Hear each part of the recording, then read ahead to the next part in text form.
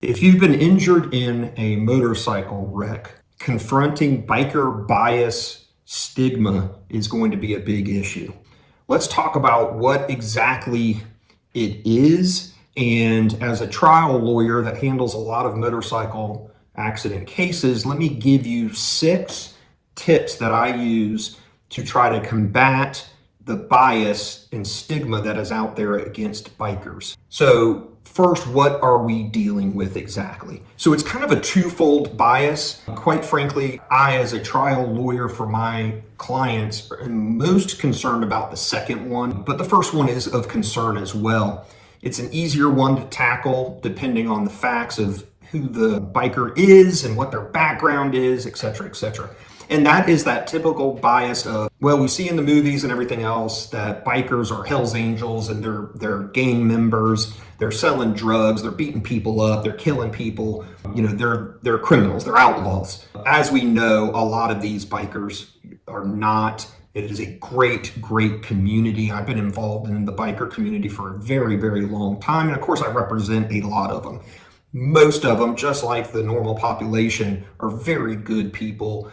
Oftentimes military backgrounds, fought for the country in various wars and that sort of thing. So there's a lot of good there, but the bias centering around their gang members, bad people, is something that is prevalent in the general community. And let me speak to that for a moment so you understand why the heck are we talking about this and why is this even an issue. Remember, at the end of the day, as a biker who's gone down because of the negligence of someone else, you have a personal injury case, and the only people that can tell you what your damages are worth, therefore what justice you can receive, is a jury of your peers. But when it comes to bike wreck cases, they're not really your peers. They're not members of the biker community. They don't know what you go through. They don't know who you are really.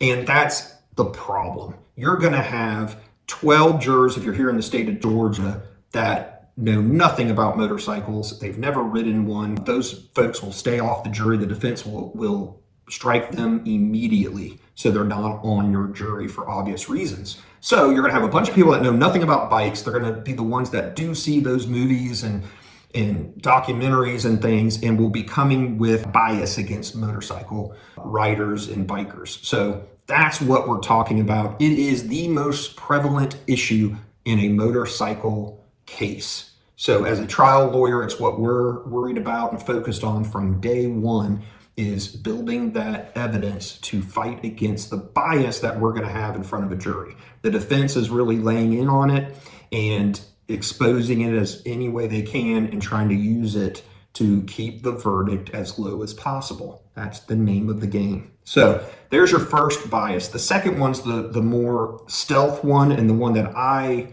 end up being more concerned about when trying a case to a jury in a motorcycle wreck. And that is the simple theory that, well, motorcycle riders, they're inherently taking this risk.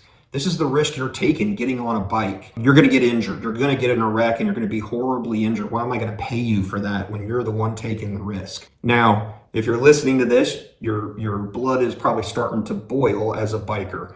Mine does too, right? It's not fair. That is not what America is all about.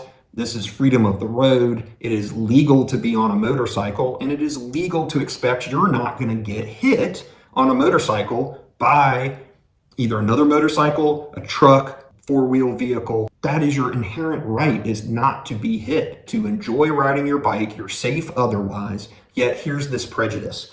And it's not fair. It's not legal. They're not supposed to be thinking about it, but any trial lawyer knows there's a lot that jurors think about that they're not supposed to during a jury trial. What makes these things inherently risky for both sides, because it can go either way. So how do we handle it? 6 ways that we handle it. So therefore, you need to know this, whether you have a lawyer or not helping you with your case. You can help your lawyer, help yourself by helping to build it. So several of them that we use. Number 1, the background. What is your background that can fight against that bias, that you're a bad guy or gal, you're a gang member, you're the one taking the risk, that sort of thing.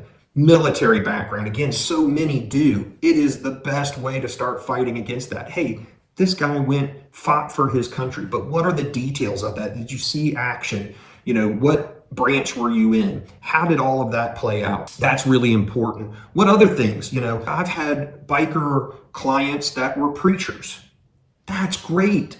We need to know the full background. You're a grandparent of 4 or 5. You active in church, military background, police background, fire, EMS, any of those sorts of things that can help fight against this natural bias that you're somehow a bad person because you're a biker.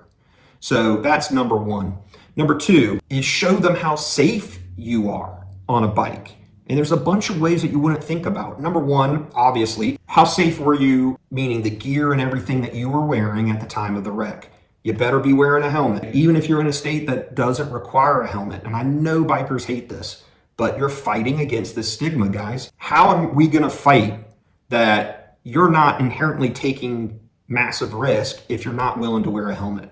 I'm sorry, but that is an issue. So hopefully you were wearing a helmet. We'll bring that up. Hey, this was a DOT helmet. He wears it all the time. He was wearing his leathers. Here's why he wears leather. All right, it's not because he's a bad dude and wants to look tough. Leather is really important for safety. Here's why. He was wearing a Kevlar vest, with one of those motorcycle jackets that has the built-in Kevlar. That's great. We want to highlight that. We want to bring that out. Good example. I have a client currently, not only active military, which is great for number 1, but number 2, he was so into motorcycle safety that he went into one of the programs in the military where you become a road captain to teach other service members motorcycle safety.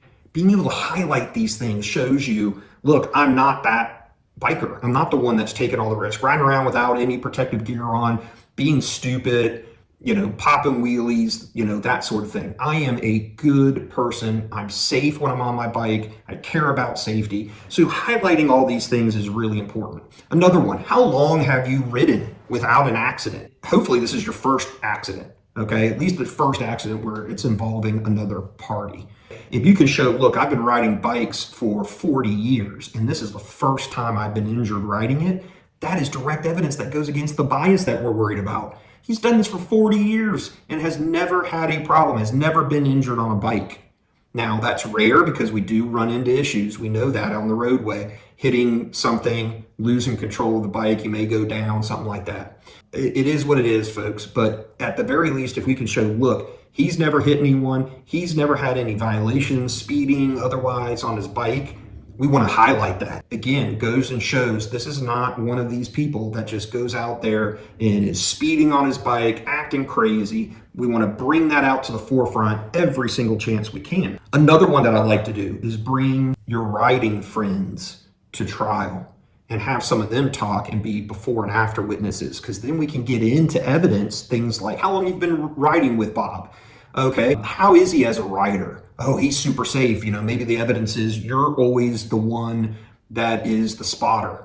So you're in the back, or you're the one when you go on rides that goes up to the intersection and stops so everyone can see the bikers coming through. That's all great stuff. Bring a couple of your riding buddies as before and after witnesses to help with this bias issue by getting this kind of evidence out there in front of a jury. Your appearance in court, very important as well, okay? If you show up and you show all your tattoos and piercings and all of that, you are playing to the jury that doesn't know any different that you're a bad guy. You got tattoos, you got a nose piercing, you got all these things all over your face. Minimize that. Come in a suit and tie, or at least business casual. Show you're a normal person. Tighten up your beard, whatever it is. I know it's not fair. Why can't you just be who you are? I wish that's the way this worked, ladies and gentlemen, but it's not. What's important is that you fight this bias that's out there. You don't just stick your head in the sand. So don't show up just to say, hey, I don't care. I'm gonna show them. No, that's fine. But now you're gonna run the risk, and don't be upset if that verdict is not what you thought it was gonna be. So watch your appearance in court.